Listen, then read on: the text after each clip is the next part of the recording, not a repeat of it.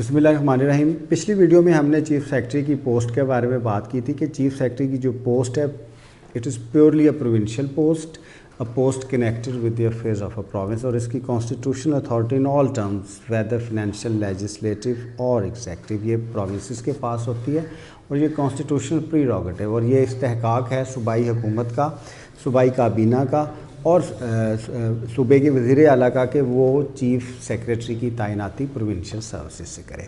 अब हम इसका जो दूसरा टॉपिक है चीफ़ सेक्रेटरी के ऑफिस के बारे में, उसके बारे में बात करेंगे कि क्या वाकई ही सूबों को चीफ़ सेक्रेटरी के ऑफिस की ज़रूरत है।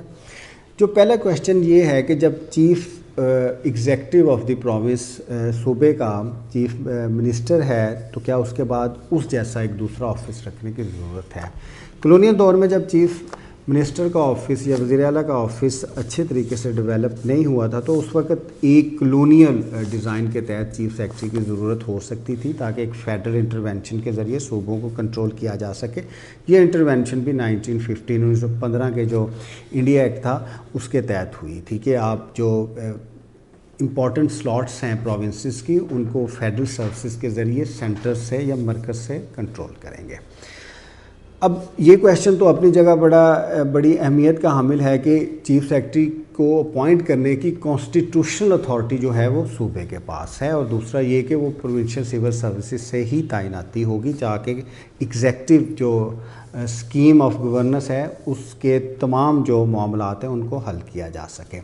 अब दूसरा क्वेश्चन ये है कि क्या एक कोऑर्डिनेटिंग ऑफिसर चीफ सेक्रेटरी की ज़रूरत है।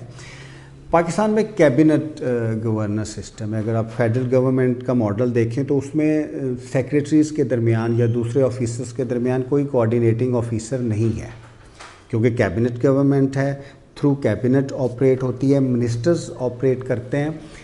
अब पंजाब में इसके ब्रेक्स है, सिंध में इसके ब्रेक्स है, KPK में और बाकी सूबों में, इवन GB में और आज़ाद कश्मीर में भी इसके ब्रेक्स हैं।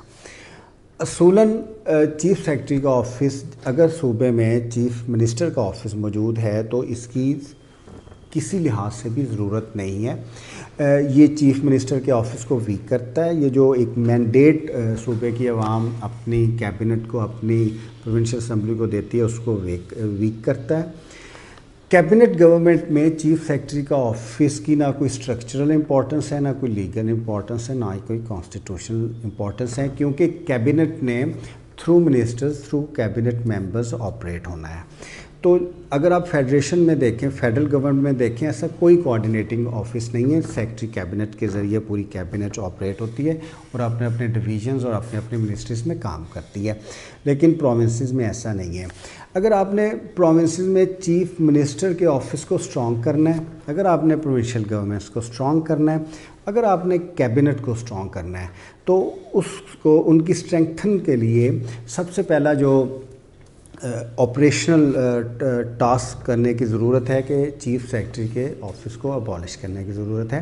अगर चीफ सेक्रेटरी का ऑफिस अबॉलिश कर दिया जाए और कैबिनेट, एक सेक्रेटरी कैबिनेट के ज़रिए ऑपरेट हो तो इससे ज़्यादा अच्छी पीपल रिप्रेजेंटेशन होगी और डिपार्टमेंट जो हैं वो कैबिनेट गवर्नेंस के तहत काम करना शुरू कर देंगे। अगर आप प्रोमिसेस में भी देखें, अगर उनके आप रूल्स ऑफ बिजनेस देखें तो अक्सर जगह पे चीफ सेक्रेटरी कैबिनेट भी है, तो वो बहुत सारी पार्ट सेक्रेटरी कैबिनेट की इस्तेमाल करता है। पंजाब में, सिंध में, KPK में, सूबा बलोचिस्तान में चीफ सेक्रेटरी के ऑफिस की कतन ज़रूरत नहीं है। चीफ मिनिस्टर का ऑफिस की ज़रूरत है। अगर चीफ मिनिस्टर के ऑफिस को, कैबिनेट को मजबूत किया जाएगा और डिपार्टमेंट्स को, ऑर्गेनाइजेशंस को या जितने भी रेलेवेंट एग्जेक्टिव ऑफिस हैं उनको ऑर्गेनाइजेशनल ऑटोनॉमी दी जाएगी तो गवर्नेंस बेहतर तरीके से हो सकती है। ये मुख्तलिफ़ पाकिस्तान की सियासी जमातों को ये ज़रूर कंसीडर करना चाहिए कि एक पार्लियामेंट्री फॉर्म ऑफ गवर्नेंस में जहाँ पे कैबिनेट गवर्नेंस है, चीफ सेक्रेटरी जैसा ऑफिस रखा जा सकता है जो कि कंसंट्रेट करके रखता है पावर को, और बहुत सारे मौके ऐसे हैं कि वो चीफ मिनिस्टर को और कैबिनेट को काम करने नहीं देता, जिसकी बुनियादी रीज़न ये है कि सारी ब्यूरोक्रेसी जो चीफ सेक्रेटरी है उसके मातहत काम करती है, उनको वो जवाबदेह भी होती है।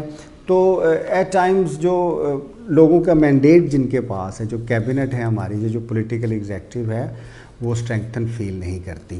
اور کیونکہ کیبنٹ گورننس ہے ایک, اس میں اس کی یہ فنڈامنٹل ریکوائرمنٹ ہے کہ جو گورننس کے آپریشنز ہیں وہ کیبنٹ کرے گی. اس لیے میرے خیال میں اگر آپ نے صوبوں میں گورننس بہتر کرنی ہے, کیبنٹ کو امپاور کرنا ہے, لوگوں کا جو مینڈیٹ ہے اس کو امپاور کرنا ہے, ڈیولوشن کا پروسیس آگے بڑھانا ہے, آپ نے لوکل گورنمنٹ اسٹرانگ کرنی ہے, آپ نے پیپل ایکچولائزیشن اور پارٹیسپیشن کو آرگنائزیشنز میں بہتر کرنا ہے, تو جو ایک کنسنٹریشن آف پاور ہے بیوروکریسی کی, جو کہ چیف سیکرٹری کے آفس ہے جس کا اظہار ہوتا ہے, اس آفس کو سرے سے ختم کرنے کی ضرورت ہے. پاکستان میں تو یہ دو طریقے سے آپریٹ ہو رہا ہے. یہ انکانسٹیٹیوشنلی آپریٹ ہو رہا ہے کیونکہ اس کی جو اپوائنٹمنٹ ہے وہ بالکل صریحاً آئین کی خلاف ورزی. ایک فیڈرل کانسٹیٹیوشن میں صوبے کا ایگزیکٹو ہیڈ کیسے فیڈرل گورنمنٹ لگا سکتی ہے, اور دوسرا اس کے بعد اگر یہ فرض کریں کہ وہ نہ بھی لگائے یا پروونشل سروسز سے یا فیڈرل سروسز سے لگایا جائے, پھر بھی کیبنٹ گورننس کے لیے اتنی کنسنٹریشن آف پاور کسی بھی آفس میں نہیں رکھی جا سکتی. تو یہ ایک ایسا پوائنٹ آف ویو ہے جس کے اوپر بحث کرنے کی ضرورت ہے تاکہ گورننس کو بہتر کیا جا سکے. Thank you very much.